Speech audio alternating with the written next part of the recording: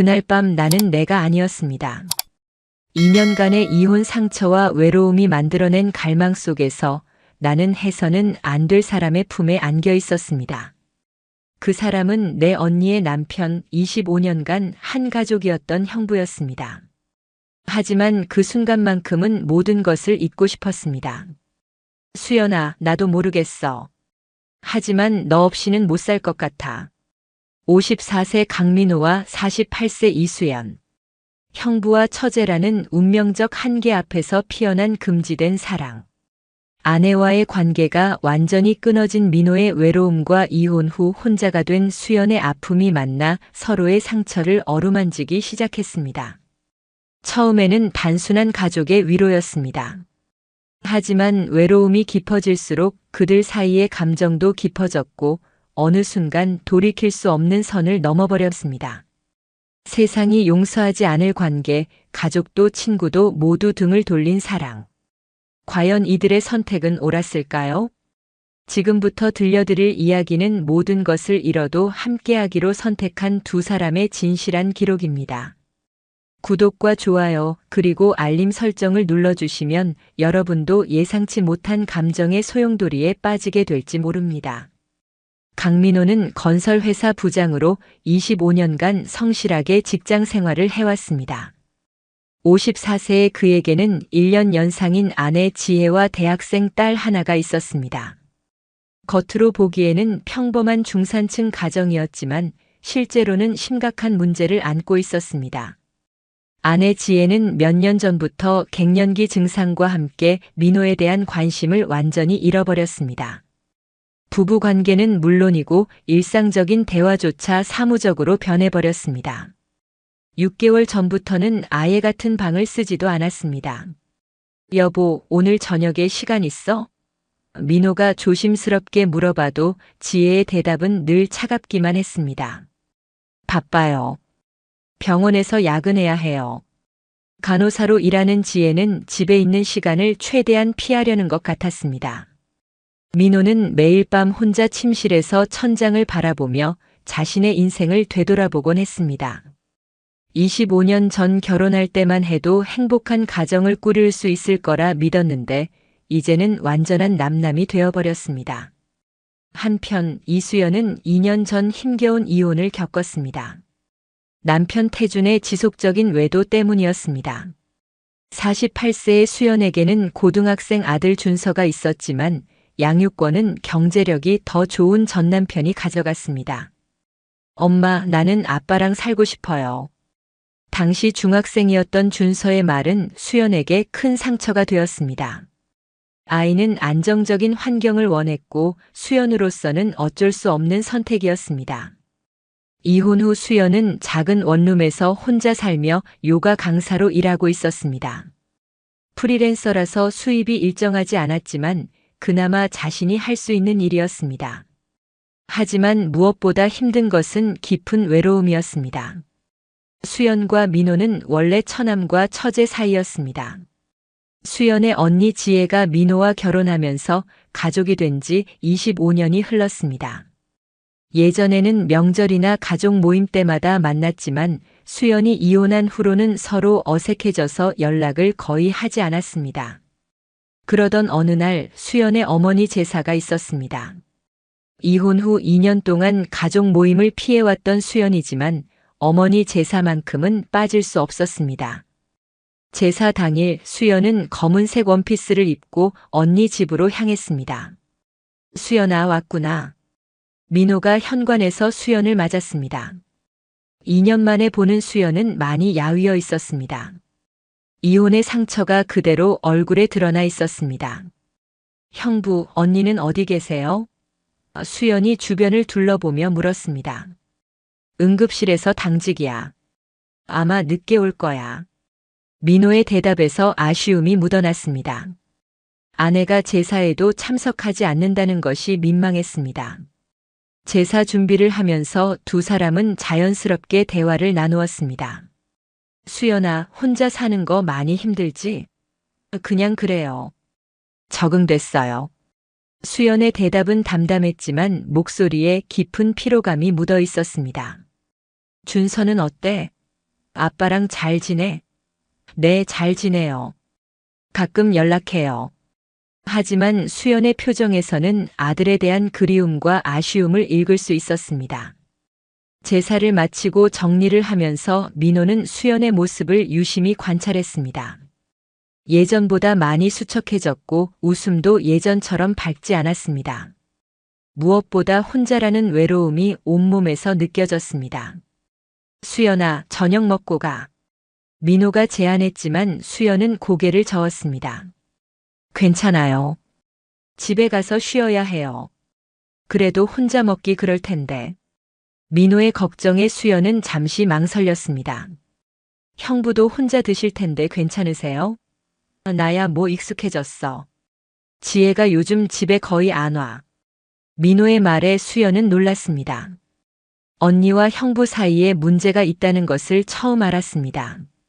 그날 이후 민호와 수연은 간헐적으로 연락을 주고받기 시작했습니다. 처음에는 가족 안부를 묻는 정도였지만 점차 개인적인 이야기도 나누게 되었습니다. 수연아, 요가 수업은 어때? 많이 바빠? 민호가 문자를 보내면 수연은 금세 답장을 했습니다. 그냥 그래요. 형부는 회사 일 어떠세요? 이런 소소한 대화들이 두 사람에게는 하루 중 가장 따뜻한 시간이었습니다. 어느 날 수연이 요가 수업용 매트와 도구들을 새로 산 곳으로 옮겨야 하는 일이 생겼습니다. 혼자 하기에는 양이 너무 많아서 고민하던 중 민호에게 연락을 했습니다. 형부 죄송한데 부탁이 하나 있어요. 뭔데? 말해봐. 요가 도구들을 옮겨야 하는데 혼자 하기가 힘들어서요. 혹시 시간 되시면 당연히 도와줘야지. 언제 할까? 주말 오후 민호는 수연의 원룸을 처음 방문했습니다.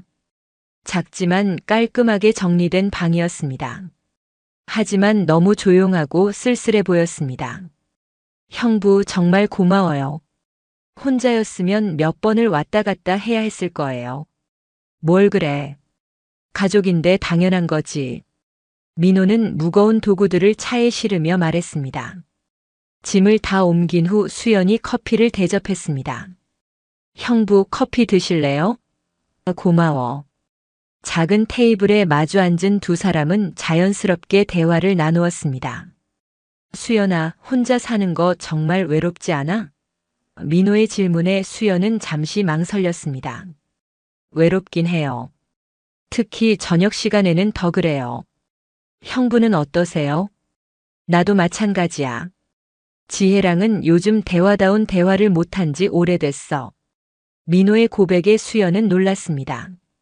언니가 그렇게까지 차가워졌어요?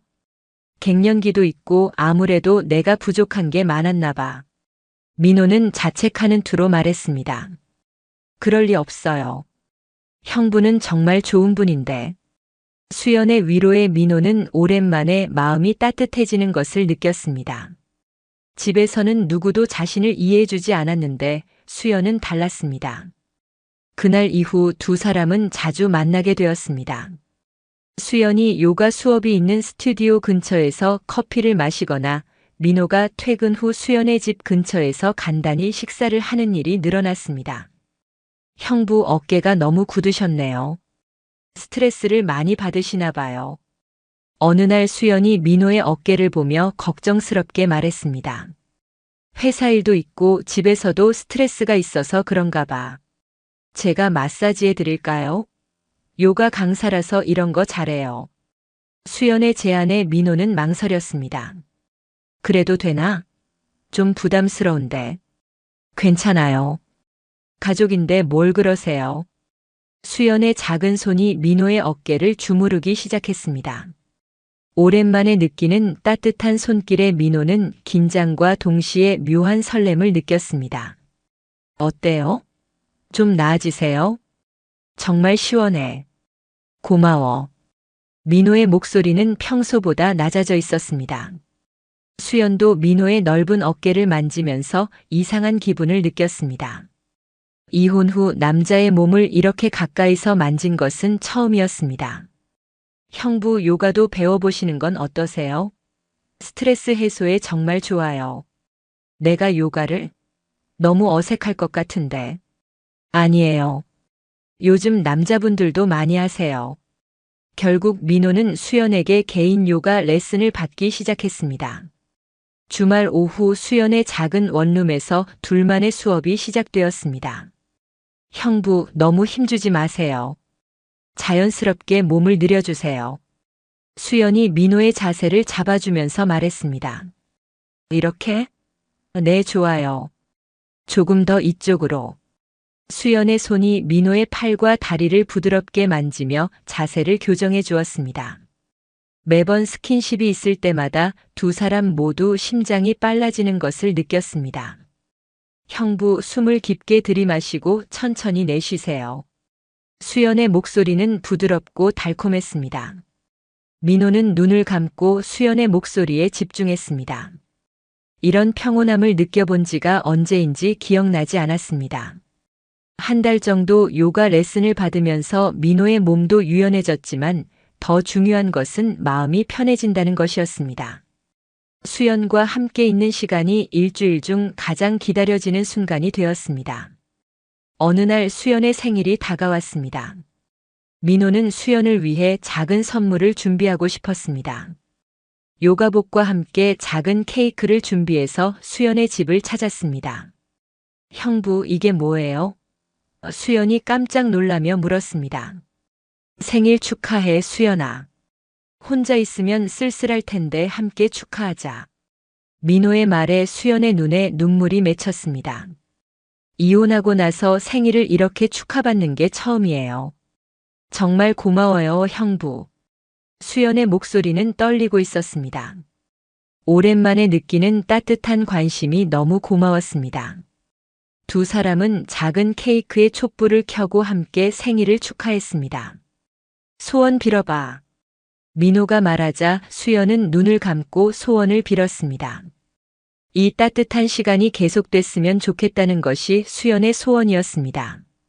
케이크를 나눠 먹으면서 두 사람은 와인 한 잔씩을 마셨습니다. 평소보다 분위기가 로맨틱했고 술 기운도 더해져서 대화가 더욱 솔직해졌습니다. 형부, 언니랑 정말 아무것도 안 하세요? 수연의 갑작스러운 질문에 민호는 당황했습니다. 뭐가? 그런 부부관계 말이에요. 수연의 얼굴이 빨갛게 달아올랐습니다. 벌써 1년 넘었어. 지혜가 아예 관심이 없어. 민호의 솔직한 대답에 수연은 놀랐습니다. 그럼 형부는 많이 힘드시겠어요? 남자니까 당연히 힘들지. 하지만 어쩔 수 없어. 저도 이혼하고 나서 그런 게 너무 그리워요. 혼자 있으면 더 외로워지고. 수연도 술 기운에 솔직해졌습니다. 두 사람 모두 같은 외로움을 느끼고 있다는 것을 확인하는 순간이었습니다. 수연아. 민호가 수연의 이름을 부르며 조심스럽게 다가갔습니다. 형부. 수연도 민호를 바라보며 대답했습니다. 두 사람의 거리가 점점 가까워졌습니다. 우리가 이러면 안 되는 거 맞지? 민호가 수연의 손을 잡으며 물었습니다. 맞아요. 하지만 수연은 민호의 손을 뿌리치지 않았습니다. 오히려 더 꽉 잡았습니다. 그 순간 두 사람의 입술이 닿았습니다. 부드럽고 조심스러운 키스였습니다. 오랜 외로움과 그리움이 한순간에 터져 나오는 것 같았습니다. 키스가 끝난 후 두 사람은 서로를 바라보며 당황했습니다. 우리가 지금 뭘 한 거지? 수연이 작은 목소리로 물었습니다. 모르겠어. 하지만 후회하지 않아. 민호가 솔직하게 대답했습니다. 형부, 이런 마음 가져도 되는 건가요? 나도 마찬가지야. 수연아, 너와 함께 있으면 다시 살아있는 기분이야. 민호의 고백에 수연의 마음도 흔들렸습니다. 그날 밤 두 사람은 선을 넘었습니다. 오랜 외로움과 서로에 대한 애정이 육체적 관계로 이어진 것이었습니다. 수연의 작은 원룸에서 촛불만이 두 사람을 비추고 있었습니다. 형부, 이런 느낌 정말 오랜만이에요. 너무 좋아요. 수연이 민호의 품에 안기며 속삭였습니다. 나도 그래. 이런 행복이 있는 줄 몰랐어. 민호도 수연을 꼭 안으며 대답했습니다. 새벽이 되어서야 민호는 수연의 집을 떠났습니다. 집으로 돌아가는 길에 민호는 복잡한 심정이었습니다. 행복하면서도 죄책감이 들었습니다. 하지만 후회는 되지 않았습니다. 다음 날부터 두 사람의 관계는 완전히 달라졌습니다. 겉으로는 여전히 형부와 처제였지만 실제로는 연인이 된 것이었습니다. 주말마다 만나는 것이 일상이 되었고 평일에도 자주 연락을 주고받았습니다. 수연아, 오늘 시간 어때? 잠깐 볼 수 있을까? 민고가 퇴근 후 연락하면 수연은 항상 시간을 만들어 주었습니다. 네, 형부. 제가 저녁 준비할게요. 수연은 민호를 위해 정성껏 요리를 만들었고 민호는 수연이 좋아할 만한 작은 선물들을 준비했습니다. 마치 신혼부부처럼 달콤한 시간들을 보냈습니다. 형부, 우리 정말 연인 같아요. 수연이 민호의 어깨에 기대며 말했습니다. 그러게. 이런 기분이 이렇게 좋은 줄 몰랐어. 민호도 수연의 머리를 쓰다듬으며 대답했습니다. 하지만 이런 행복한 시간이 영원히 계속될 수는 없었습니다. 3개월 정도 지나자 주변에서 두 사람의 관계를 의심하는 사람들이 나타나기 시작했습니다. 가장 먼저 눈치챈 것은 민호의 아내 지혜였습니다.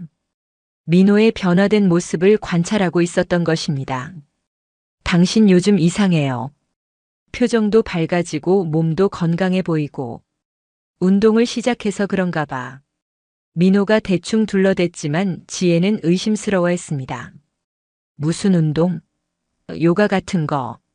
스트레스 해소에 좋다고 해서. 요가를 누구한테 배우는데? 지혜의 날카로운 질문에 민호는 당황했습니다. 그냥 동네 요가원에서. 하지만 지혜는 민호의 거짓말을 눈치챘습니다. 한편 수연의 전남편 태준도 수연의 변화를 감지했습니다. 아들 준서를 만나러 온 수연의 모습이 예전과 달라졌기 때문입니다. 수연아, 너 요즘 표정이 많이 밝아졌네. 뭔 좋은 일이라도 있어? 태준이 수연을 보며 물었습니다. 그냥 요가 수업이 잘 되고 있어서 그래. 수연은 당황하며 대답했습니다. 정말? 아니면 새로운 남자라도 생겼나? 태준의 농담 반 진담 반인 질문에 수연은 얼굴이 빨갛게 달아올랐습니다. 무슨 소리야? 그런 거 없어. 하지만 태준은 수연의 반응에서 뭔가 있다는 것을 직감했습니다.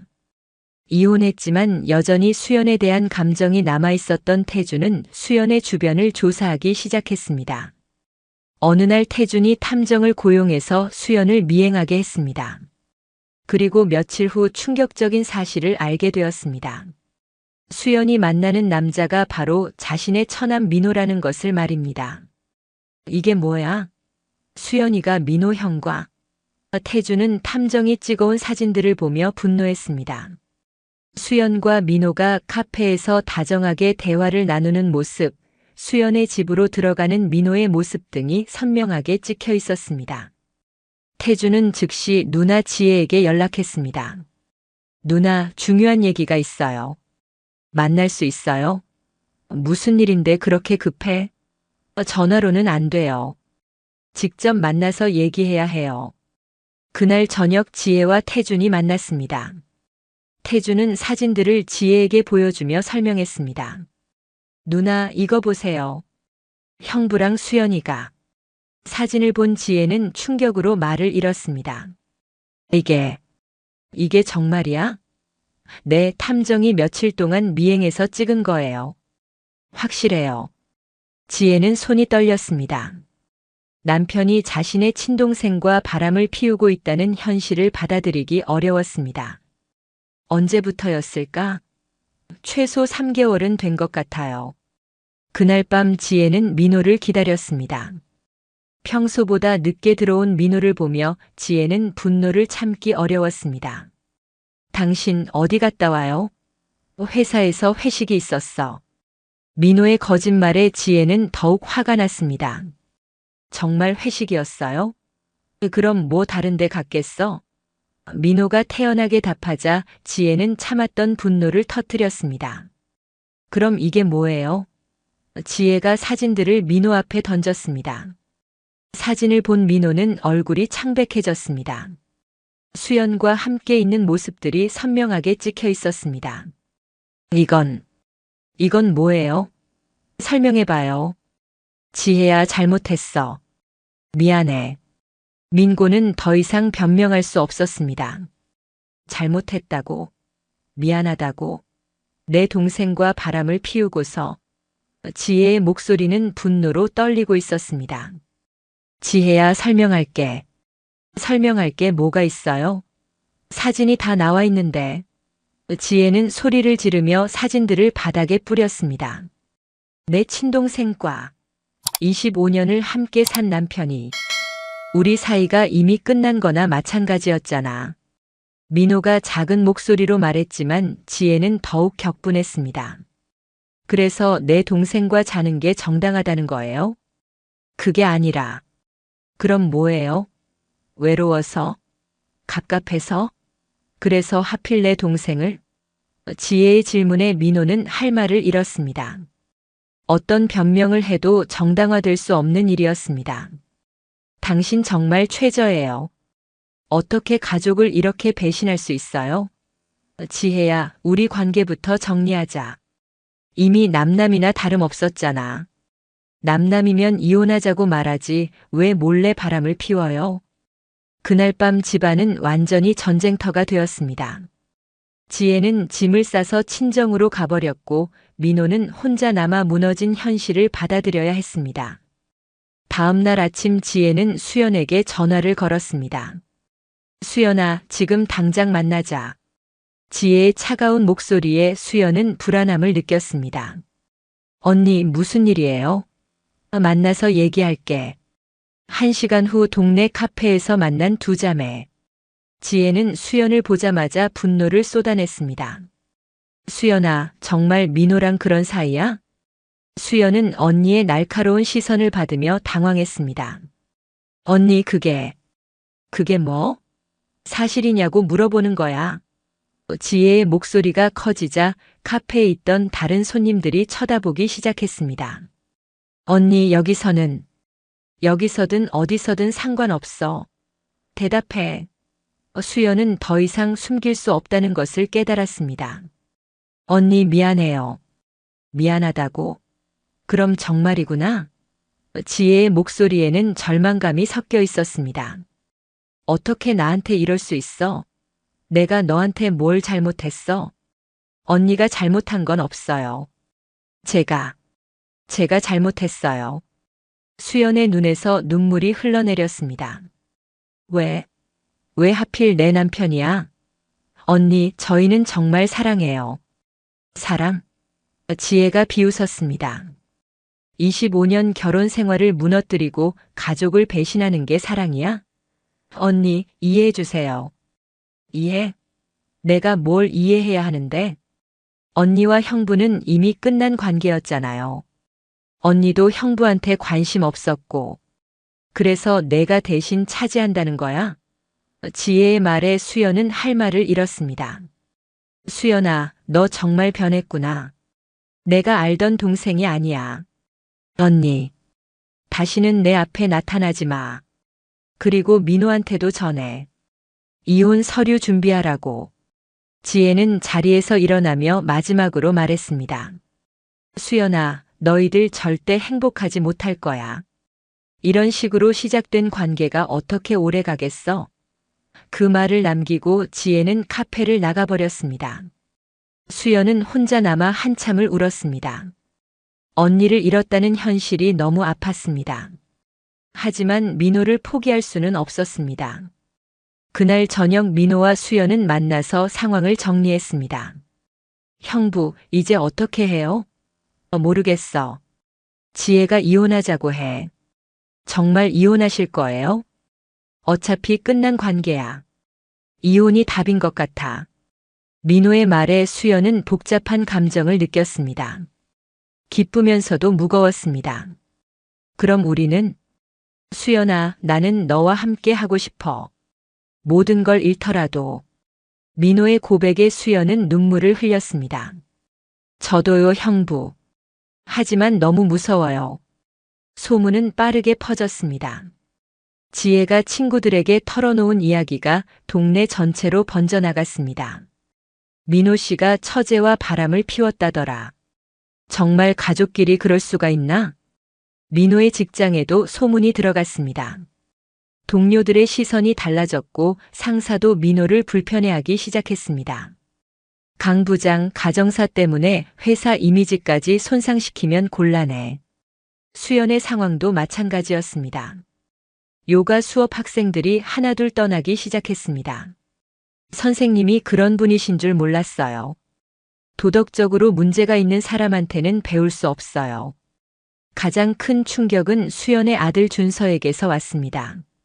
학교에서 소문을 들은 준서가 수연에게 전화를 걸어왔습니다.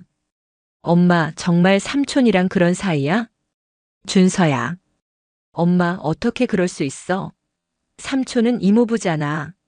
너무 더러워. 아들의 말에 수연은 가슴이 찢어지는 것 같았습니다. 준서야, 엄마가 설명할게. 설명은 필요 없어요.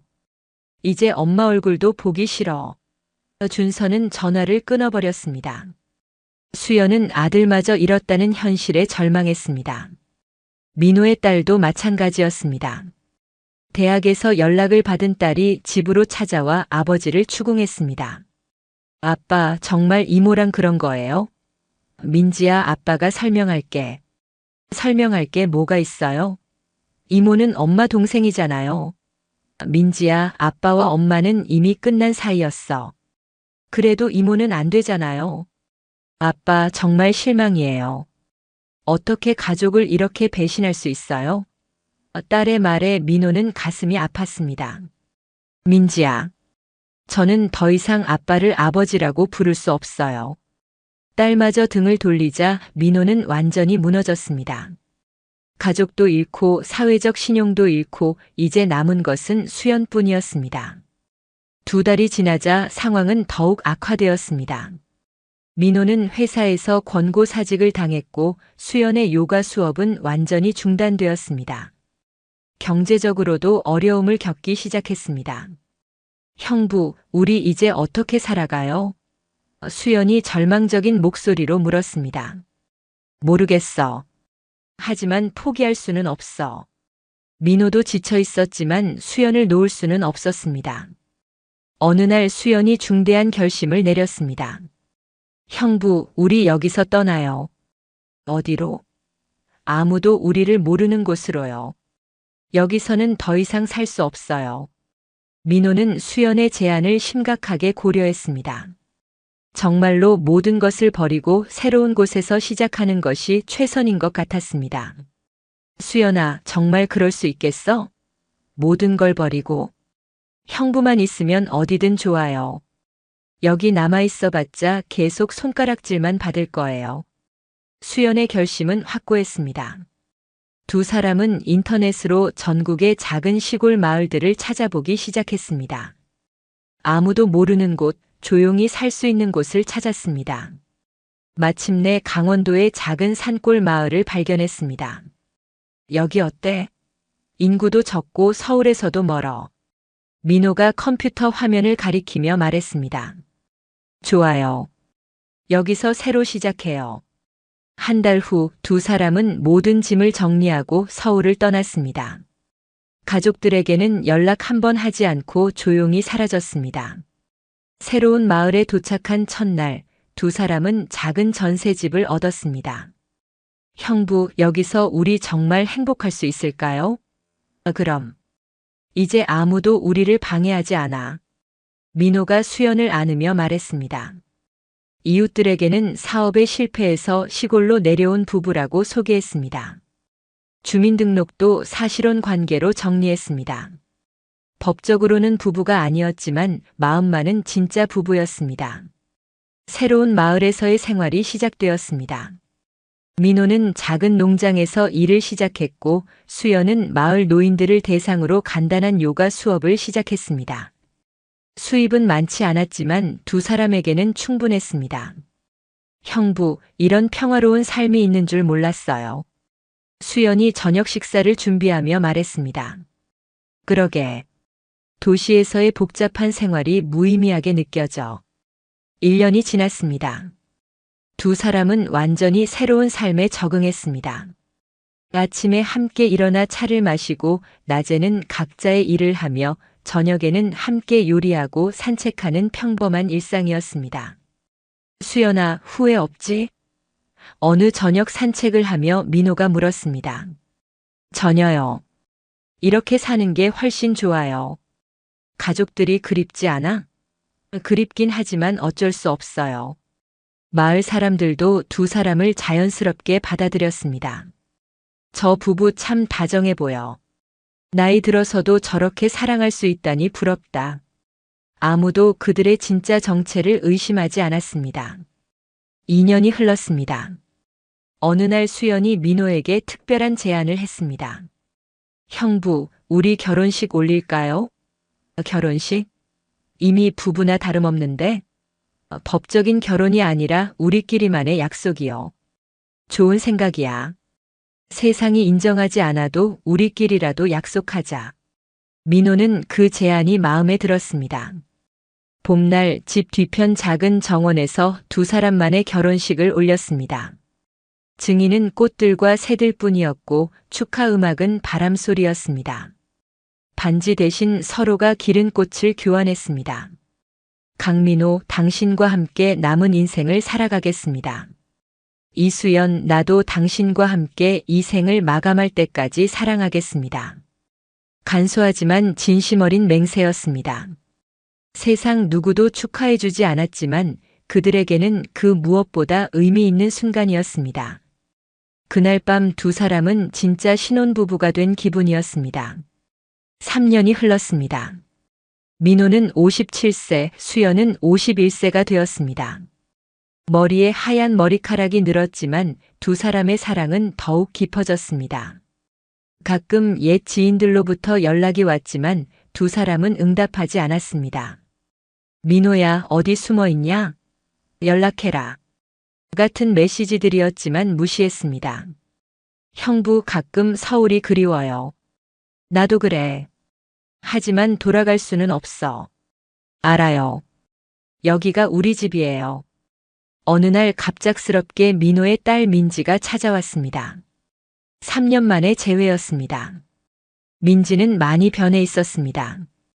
예전의 날카로운 모습은 없고 지쳐 보였습니다. 아빠. 민지가 조심스럽게 말을 꺼냈습니다.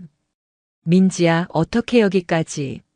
민호도 놀란 표정이었습니다. 아빠, 저 이혼했어요. 민지의 갑작스러운 고백에 민호는 더욱 놀랐습니다. 뭐라고? 갑자기 왜? 남편이 바람을 피웠어요. 2년 동안 다른 여자와 살았대요. 민지는 눈물을 흘리며 계속 말했습니다.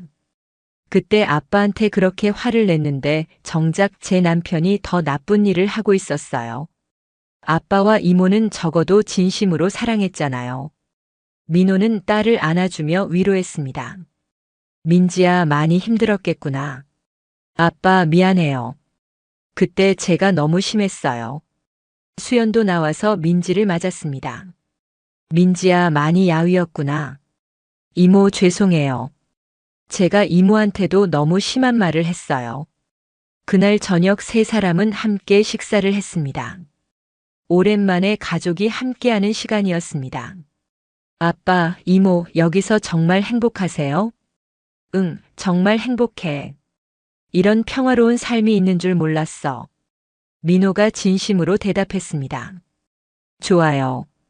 그럼 저도 아빠 선택을 인정할게요. 민지가 떠난 후 민호와 수연은 더욱 감사한 마음이 들었습니다. 적어도 한 사람은 그들의 사랑을 이해해 주었으니까요. 5년이 흘렀습니다. 민고와 수연은 여전히 깊은 산골 마을에서 조용히 살고 있었습니다. 이제 마을 사람들도 그들을 완전히 가족으로 받아들였습니다.